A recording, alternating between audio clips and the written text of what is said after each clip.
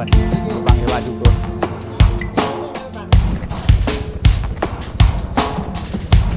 Monggo Bu.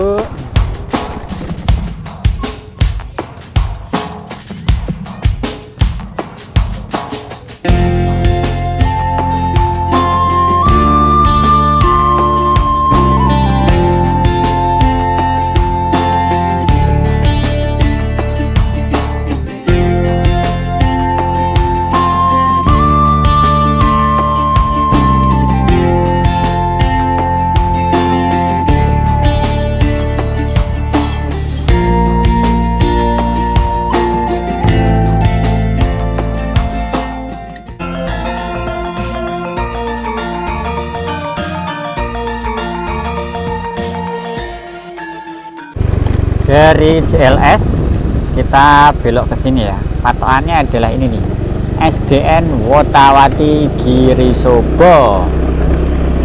Nah, untuk menuju ke dusun Wotawatinya dari sini nggak jauh lagi sobat Desa, cuman masuk sekitar 15 menit sampai. Kita akan melihat apakah ada perubahan terbaru dari dusun Wotawati yang sudah lama tidak kita kunjungi. Setelah hampir 1,5 tahun, hampir 2 tahun yang lalu kita terakhir ke sini. Waktu itu belum ada pembangunan dan pemugaran. Sekarang sepertinya sudah dipugar, sudah lebih cantik lagi, karena terakhir kali saya lihat di video itu tuh maksudnya di media sosial ya, sekarang lagi mencoba untuk bertransformasi menjadi desa wisata. Yuk kita buktikan ya. Nanti depan ini ada pertigaan, kita belok ke kiri. Mana ya, saya agak-agak lupa sedikit. Kita naik, nanti depan itu kok, oh kebablasan coba Desa, kebablasan di situ ternyata.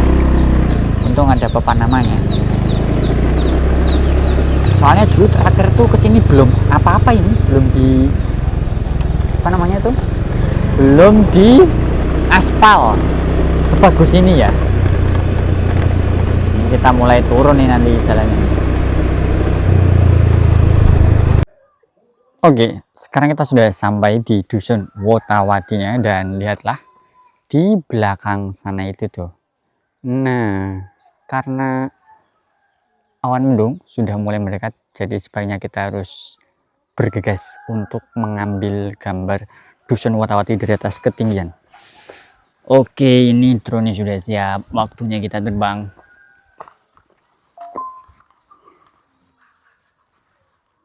Nah, ini bangunan baru ya di tempat saya berdiri.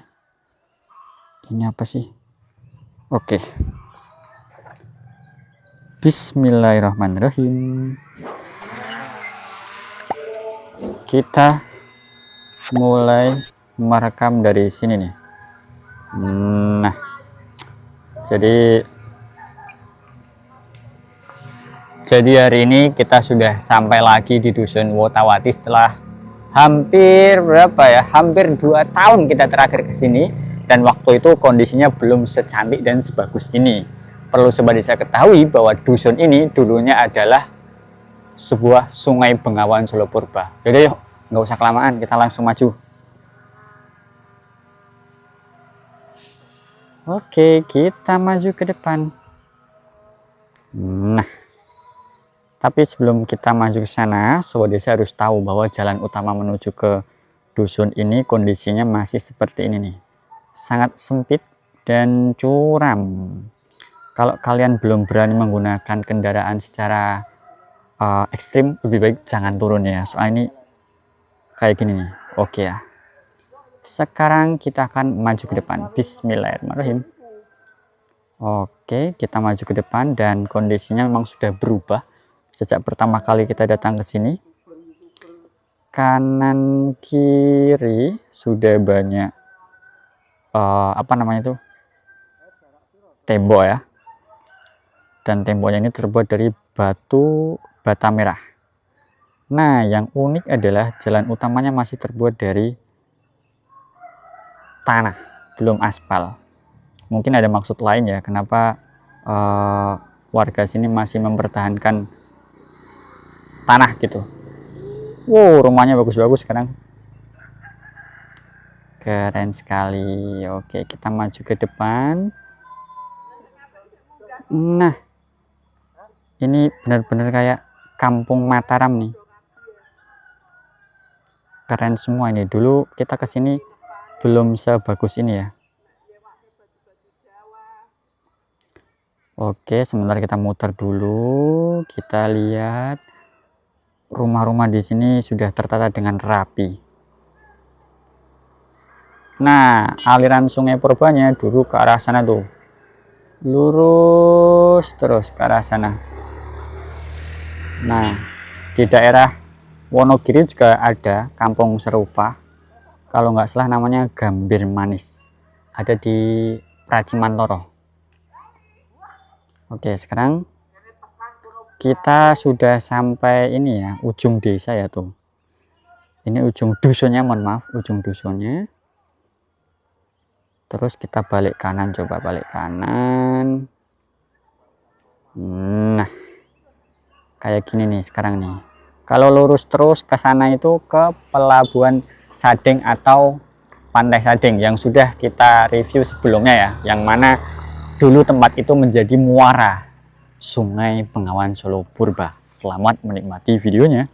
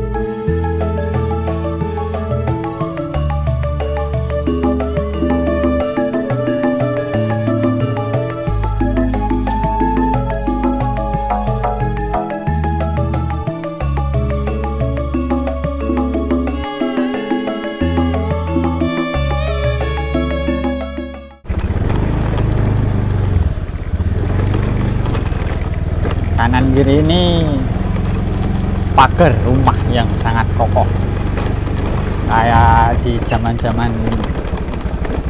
kerajaan itu ya. Kalau lihat film sinetron dulu, kalau nggak salah saya pernah nonton namanya Angkling Darmo dulu di Indosiar. Latar filmnya juga kayak gini nih gitu. Depan nganan. Oh, kanan, depan nganan, terus lurus. Ada namanya. Kita tanya sini. Nuwun Mas, ngapunten ajeng tanglet griyanipun Pak Dukuh sebelah pundi nggih? Niki. Oh iya niki. Berarti sing perempat pertigaan nggih. Nganan to, nggih. Sing kiri jalan pas. Oh nggih. Tujukan niku. Matur nuwun. Ajeng kepanggih Pak Dukuh. Sing enten anu pulene ngarepan, enten pule. Pule niku napa? Wit pule. Oh, wait. Oh, nggih. Siap. Pule. Oh, namanya pule teng mriki. Nggih. Siap. Matur nuwun, monggo nggih. Oke, ternyata di sebelah sono coba desa ini kanan nih.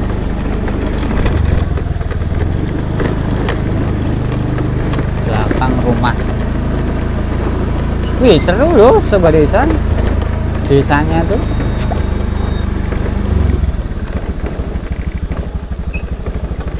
Ini kanan. Terus rumahnya sebelah kiri. Mana nih? Kita tanya aja lah.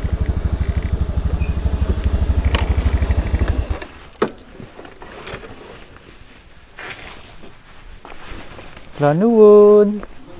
Leres gini Pak Duko. Oh, nggih.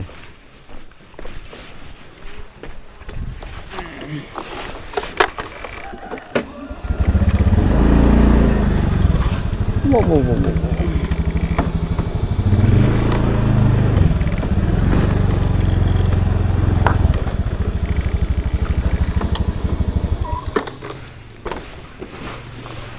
Kula nuwun. Oke, Sobat Desa, setelah kita muter-muter di kawasan Dusun Wotawati yang letaknya ada di lembah Sungai Bengawan Solo, akhirnya setelah 2 tahun terakhir kita ke sini, sekarang kita sudah bertemu dengan Bapak Dukuh yang masih sangat muda sekali. Kenalkan Mas, saya Habib. Saya Robi Sugiyastanto. Pak Dukuh namanya Pak Robi ya. Iya, Beliau masih Robi. sangat muda loh nih, masih 30 tahunan ya Mas ya. 30 tahun. Oke, Mas. Nah, ini penonton kami nih yang sering disebut dengan Sobat Desa ini pengen tahu. Dulu pernah ke sini, tapi cuma muter-muter doang. Nah, sekarang mumpung ketemu sama yang disepuhkan walaupun masih muda ya. Pengen tahu, kenapa namanya Wotawati? Yang kedua, apakah benar ini lembah Sungai Bengawan Solo?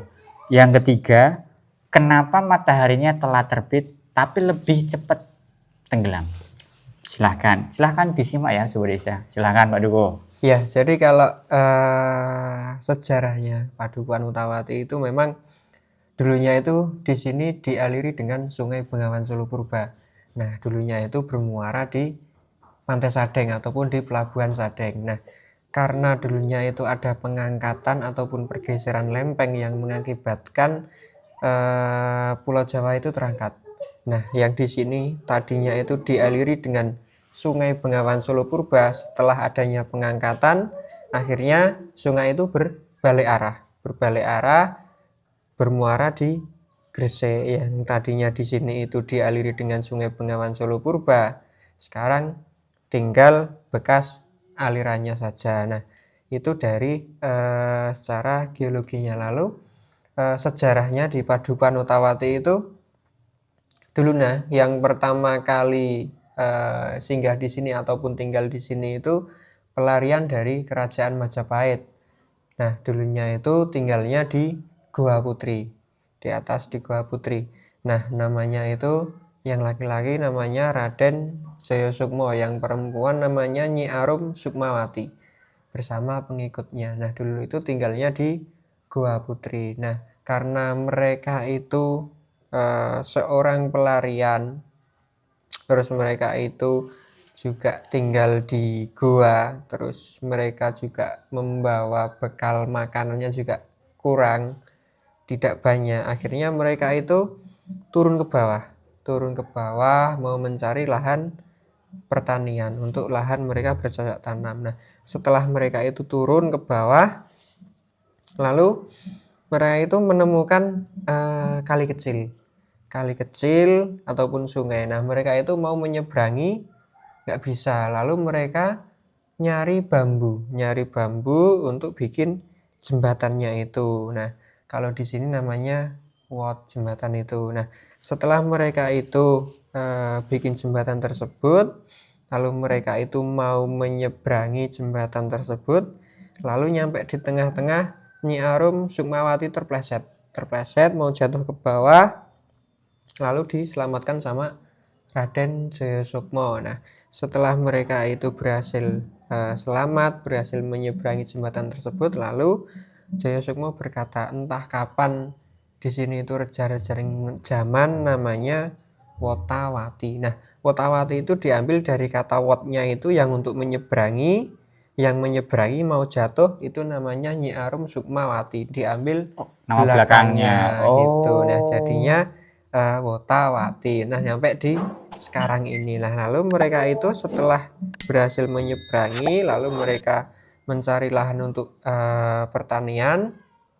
Nah, setelah mereka mencari terus menemukan ladang ataupun tempat bercocok tanam, cuman di situ itu masih banyak tumbuh-tumbuhan liar gitu. Jadi mereka itu masih kerja bakti membersihkan tempat yang mereka mau untuk tanami itu. Nah, setelah mereka kerja bakti, lalu mereka itu cocok tanam di situ. Nah, karena memang di sini tuh dulu juga susah airnya, mereka itu masih ngambil dari sungai tadi. Jadi mereka ngambil dari situ untuk menyirami yang benih-benih tadi biar tumbuh sambil menunggu hujan seperti itu. Nah, nyampe di situ mereka karena mereka itu naik turun gunung, misalkan kalau di sore hari setelah mereka itu bercocok tanam di situ di lahan itu, pulang ke gua itu, lalu mereka itu di tempat pertanian itu mereka bikin gubukan kecil untuk mereka istirahat di situ. Nah, lalu setelah mereka bikin gubukan di situ, sorenya pulang. Nah, lama kelamaan mereka itu naik turun gunung ke gua itu capek, kesel gitu. Nah, lalu mereka pada akhirnya tidur di gubukan tersebut. Lalu mereka menambah lagi gubukannya. Jadi mereka tinggal di bawah ataupun di sekitaran lahan pertanian mereka. Nah, nyampe di sekarang ini sampai kita itu. Jadi awalnya itu memang dari gubukan. Nah, setelah itu sampai di sekarang ini bangun rumah seperti itu. Memang kalau di sekarang ini rumahnya sudah banyak yang berubah. Jadi memang dulunya itu kebanyakan di sini ya rumah kampung, limasan itu banyak. Tapi karena kemajuan zaman mungkin sekarang sudah berubah seperti itu. Nah, kalau terkait dengan matahari yang terlambat terbit dan lebih cepat tenggelam itu memang di Padukuhan Wotawati karena letak padukuannya itu berada di lembah ataupun berada di bawah, terus diapit oleh dua gunung di sebelah timur dan sebelah barat. Dan juga di Padukuhan Wotawati itu letaknya sudah berbatasan dengan Wonogiri di sebelah timur, dan di sebelah utara itu juga sudah Wonogiri ataupun Jawa Tengah. Lalu di sebelah barat itu sudah Kaluran lain. Terus kita ke selatan, kalau kita lurus itu sudah Sadeng ataupun Pantai Sadeng gitu. Nah, jadi Wotawati terkait dengan mataharinya yang terlambat terbit lebih cepat tenggelam itu karena posisi gunungnya itu berada di sebelah timur. Jadi matahari terbit itu dari sebelah timur. Jadi sinar matahari yang mau masuk ke pemukiman masyarakat itu agak terhalang sama gunung tadi gunungnya ya. itu. Waduh, terkait dengan waktu mumpung saya keinget. Ada yang tanya, kalau mataharinya telah terbit dan lebih cepat tenggelam, bagaimana soal contoh mau sholat, terus kalau puasa gimana? Apakah, berarti enak dong puasanya lebih sedikit? Monggo dijelaskan Pak Duko. Ya, jadi gini, terkait dengan aktivitas warga di Padukuhan Wotawati dengan fenomena keterlambatan sinar matahari ataupun lebih cepat hilangnya, memang tidak ada halangan untuk warga masyarakat melakukan aktivitas ataupun kegiatan. Karena contoh untuk waktu sholat kita juga mengacu pada waktu. Kita tetap mengacu pada waktu walaupun posisi mataharinya itu sudah gelap. Kalau di misalkan jam 6 mau maghrib itu, jadi di sini itu sudah agak gelap seperti Isya mungkin kalau di kota itu. Tetap Jadi baru maghrib ya? Tetap baru maghrib di sini. Jadi kalau terkait dengan sholat, apalagi pas di puasa kemarin juga banyak yang mengatakan wah enak tuh kalau di Padukuhan Ottawati kalau pas puasa bukannya cepet. Enggak. Jadi tetap aja kita ngikut waktu yang ditentukan oleh lembaga seperti itu, kita dari pemerintah gitu. Itu ternyata salah satu alasan dan asal usul kalau dihubungkan dengan sejarahnya ada, filosofisnya ada. Jadi kalau kalian ke Jogja, ke Gunung Kidul terutama, jangan lupa mampir ke Dusun Ottawati. Di sini banyak wisata sejarah ada, geologi juga ada ya Pak Dukuh, dan masih banyak lagi. Pak Dukuh, tak terasa waktunya sudah habis, baterainya mau habis juga. Kami mengucapkan terima kasih Pak Dukuh sudah berkenan menerima kami. Semoga Dusun Ottawati semakin maju, makmur masyarakatnya, semakin ramai dan guyub rukun. Karena biasanya kalau sesuatu udah berkembang nanti malah cerai berai kan, jangan sampai. Tetap harus tetap rukun.